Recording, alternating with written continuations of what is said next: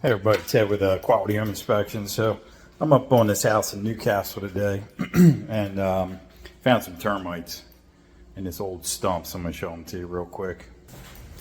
So I come outside and that's what I see up to the house.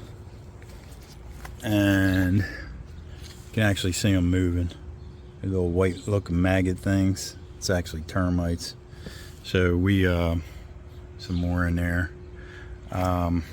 Yeah, so anything up close to the structure, usually within 10 to 15 feet, we find termites. You know, we got to recommend treatment. So in this case, because that stump has termites, we're going to have to recommend treatment on this property. So just want to point that out, show you what we look for. Hope you have a great day, great holiday weekend. Thanks for watching. This is Ted with Quality Home Inspections.